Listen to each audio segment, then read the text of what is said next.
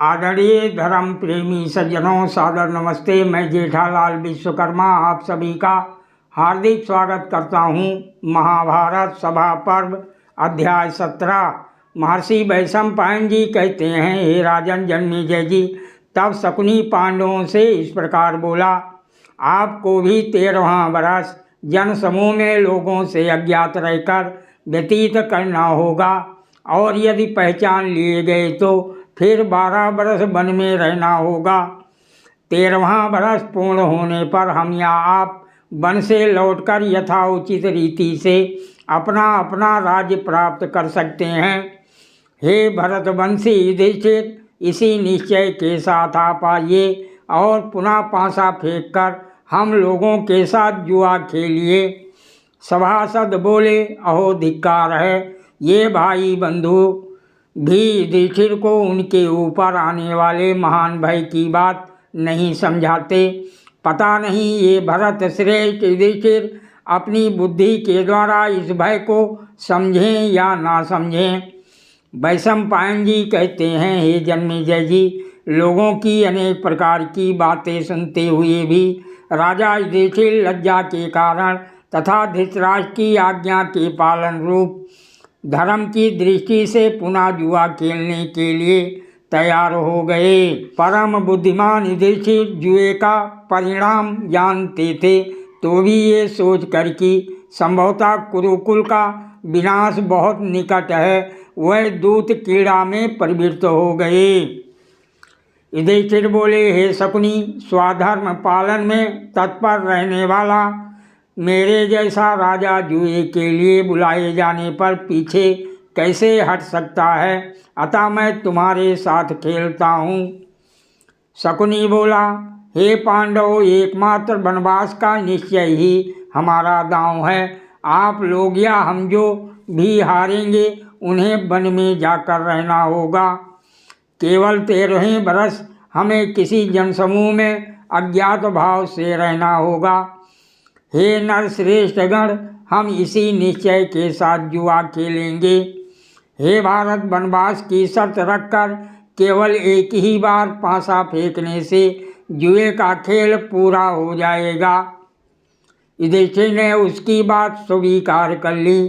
तत्पश्चात सुबल पुत्र शकुनी ने पासा हाथ में उठाया और उसे फेंककर युधिष्ठिर से कहा, मेरी जीत हो गई।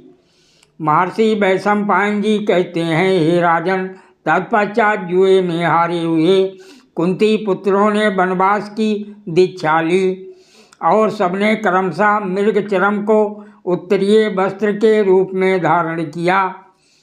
जिनका राज्य छिन गया था वह शत्रुदमन पांडव जब मृगचर्म से अपने शरीर को ढककर वनवास के लिए परास्थित हुए, उस समय दुशासन ने सभा में उनको लक्ष्य करके कहा।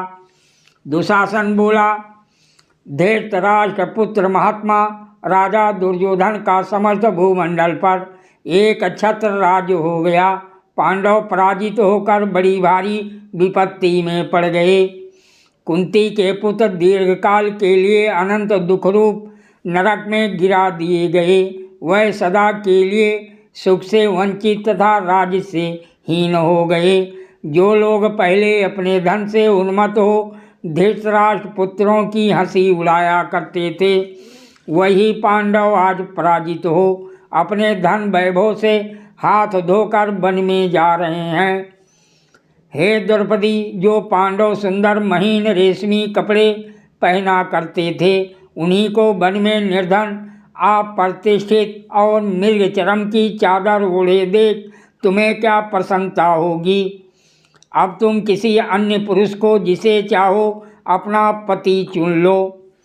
जैसे थोथे तिल बोने पर फल नहीं देते, जैसे केवल चर्ममय मृग व्यर्थ है, और जैसे काकयो अर्थात भूसी रहित धान निष्प्रयोजन होते हैं, उसी प्रकार समस्त पांडवों का जीवन व्यर्थ हो गया है। महर्षि वैशंपायन जी कहते हैं, हे राजन जन्मेजय जी, ये सब सुनकर भीमसेन अत्यंत क्रुद्ध हुए। जैसे हिमालय की गुफा में रहने वाला सिंह गीदड़ के पास जाए, उसी प्रकार वह सहसा दुशासन के पास जा पहुँचे और रोषपूर्वक उसे रोककर जोर जोर से फटकारते हुए बोले। भीमसेन बोले, वो क्रूर एवं नीच, हे दुशासन, तू पापी मनुष्यों द्वारा कहे जाने वाली ओछी बातें बक रहा है। अरे तू अपने बाहुबल से नहीं, शकुनी की छल विद्या के प्रभाव से आज राजाओं के मध्य अपने मुंह से अपनी प्रशंसा कर रहा है। जैसे यहाँ तू अपने वचन रूपी बाणों से हमारे मर्म स्थानों में अत्यंत पीड़ा पहुँचा रहा है, वैसे ही जब युद्ध में मैं तेरा हृदय विदीर्ण करने लगूंगा, उस समय तेरी कही हुई इन बातों का स्मरण कराऊंगा। जो लोग क्रोध और लोभ के वशीभूत हो, तुम्हारे रक्षक बनकर तुम्हारे पीछे पीछे चलते हैं, उन्हें उनके संबंधियों सहित यमलोक भेज दूंगा। महर्षि वैशंपायन जी कहते हैं, हे राजन जन्मेजय जी, मृग चरम धारण किए भीमसेन को ऐसी बातें करते देख निर्लज्ज दुशासन कौरवों के मध्य में उनकी हंसी उड़ाते हुए नाचने लगा और ओ बैल कहकर उन्हें पुकारने लगा। उस समय भीम का मार्ग धर्मराज युधिष्ठिर ने रोक रखा था, अन्यथा वह दुशासन को जीता ना छोड़ते। भीमसेन बोले, अरे निरसंस हे दुशासन, तेरे ही मुख से ऐसी कठोर बातें निकल सकती हैं। तेरे सिवा दूसरा कौन है जो छल कपट से प्राप्त धन को पाकर इस प्रकार आप ही अपनी प्रशंसा करेगा। मेरी बात सुन ले, ये कुंती पुत्र भीमसेन यदि युद्ध में तेरी छाती फाड़कर तेरा रक्त ना पिए तो इसे पुण्य लोकों की प्राप्ति ना हो। मैं तुझसे सत्य बात कह रहा हूँ, शीघ्र ही वो समय आने वाला है जबकि समस्त धनुर्धरों के देखते देखते मैं युद्ध में धृतराज के सभी पुत्रों का वध करके शांति प्राप्त करूँगा। महर्षि वैशंपायन जी कहते हैं, हे राजन जन्मेजय जी, जब पांडव लोग सभा भवन से निकले उस समय मंद बुद्धि राजा दुर्योधन हर्ष में भरकर सिंह के समान मस्तानी चाल से चलने वाले भीमसेन की खिल्ली उड़ाते हुए उनकी चाल की नकल करने लगा। ये देख भीमसेन ने अपने आधे शरीर को पीछे की ओर मोड़ कर देखा। अरे मूर्ख, केवल दुशासन के रक्तपान द्वारा ही मेरा कार्य पूर्ण नहीं होगा, तुझे भी संबंधियों सहित मौत के घाट उतारकर तेरे इस परिहास का स्मरण कराते हुए इसका समुचित उत्तर दूंगा।